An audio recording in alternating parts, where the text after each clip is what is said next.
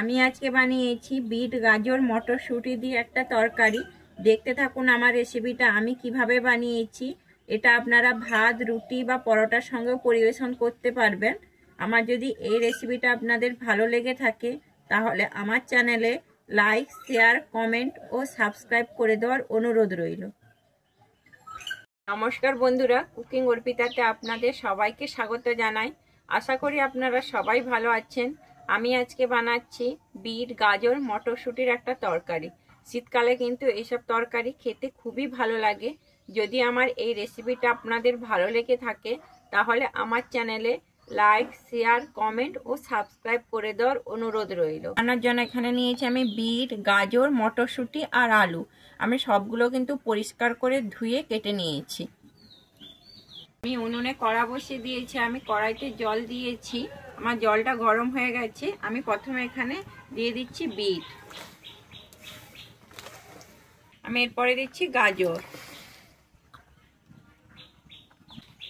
আমি বিট আর গাজরটা কিন্তু আমি হালকাভাবে এখানে সেদ্ধ করে নেব।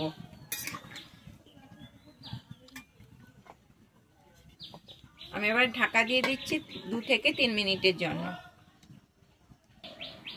আমার 3 মিনিট হয়ে গেছে। আমি ঢাকনাটা খুলে নিচ্ছি। আমার কিন্তু বিট আর গাজরটা প্রায় সেদ্ধ হয়ে এসছে। আমি এবার নামিয়ে নিচ্ছি। আমি বিট আর গাজরটাকে এরকম একটা ফুটো জামের সাহায্যে আমি ছেঁকে নিয়েছি। আমি কিন্তু এই জলটা ফেলে দেবো না, আমি এটাকে পরে ব্যবহার করব। আমি কড়াইতে সরষের তেল দিয়েছি। আমি রান্নাটা কিন্তু সরষের তেলেই করব। আমি প্রথমে এখানে দিয়ে দিচ্ছি 5 ফোড়ন।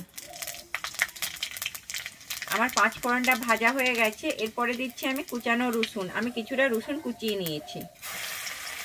ভাজা হয়ে গেছে। আমি তারপরে দিচ্ছি কুচানো পেঁয়াজ।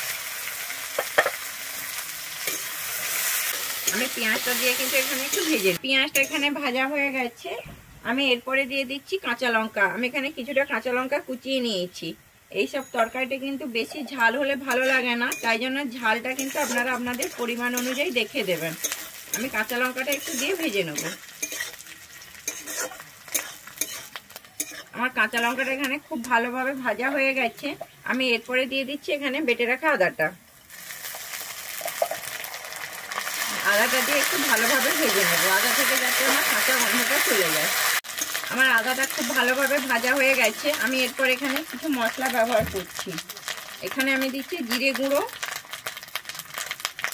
আর দিচ্ছি হলুদ। আমি জিরে গুঁড়ো আর হলুদটা দিয়ে একটু ভালোভাবে মিশিয়ে নিচ্ছি।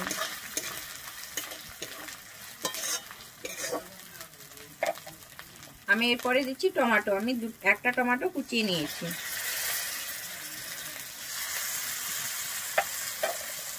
আমি টমেটো দিয়ে খুব ভালোভাবে এখানে কিন্তু আমি মিশিয়ে নিচ্ছি। আমার টমেটোটা এখানে খুব ভালোভাবে সেদ্ধ হয়ে গেছে। আমি এরপরে একটু বাটি ধুয়ে জল দিয়ে দিচ্ছি।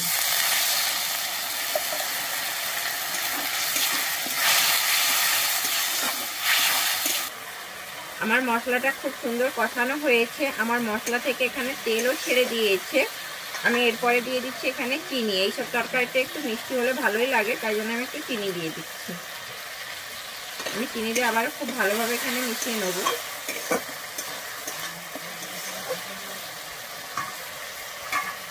আমি এরপরে এখানে দিয়ে দিচ্ছি কেটে রাখা আলু আর মটরশুঁটিটা।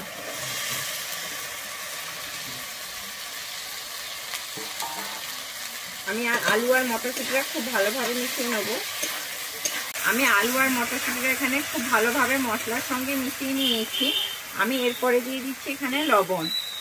কিন্তু আমি আলু মটরশুঁটির সঙ্গে খুব ভালোভাবে মিশিয়ে নিলাম। আমি কিন্তু এখানে ঢেকে দিচ্ছি 1 মিনিটের জন্য। হয়ে গেছে। আমি ঢাকনাটা খুলে দেখছি।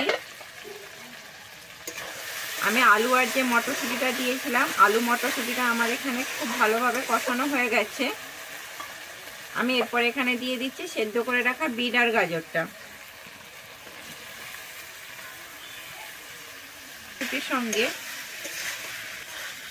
আমি এখানে বিট আর গাজরটা দিয়ে খুব ভালোভাবে এখানে মিশিয়ে নেব মটরশুঁটি আর আলুর সঙ্গে। আমি বিট আর গাজরটা কিন্তু খুব ভালোভাবে মটরশুঁটি আর আলুর সঙ্গে আমি 1 মিনিটের মতো এখানে কষিয়ে নিয়েছি। আমি এরপরে এখানে দিয়ে দিচ্ছি জলটা। আমি যে সেদ্ধর সময় যে জলটা রেখেছিলাম ওই জলটা দিয়ে দিচ্ছি এবারে। জলটা কিন্তু অবশ্যই আপনারা আপনাদের পরিমাণ অনুযায়ী দেবেন। আমার এতে আরেকটু জল লাগবে, তাই জন্য আমি আরেকটু জল দিচ্ছি। বিট গাজরের তরকারিটা কিন্তু ঘরোয়া রান্না, এটা সবাই বানাতে পারে, কিন্তু এরকমভাবে একবার বাড়িতে বানিয়ে অবশ্যই দেখতে পারেন, খেতে কিন্তু খুবই ভালো লাগে। আমি কিন্তু এবারে ঢেকে দিচ্ছি এখানে 5 মিনিটের জন্য। আমার 5 মিনিট হয়ে গেছে, আমি ঢাকনাটা খুলে দেখছি। আমার কিন্তু এখানে আলু, বিট আর গাজরটা খুব ভালোভাবে এখানে সেদ্ধ হয়ে গেছে। আমি এরপর এখানে দিয়ে দিচ্ছি ধনেপাতা কুচি।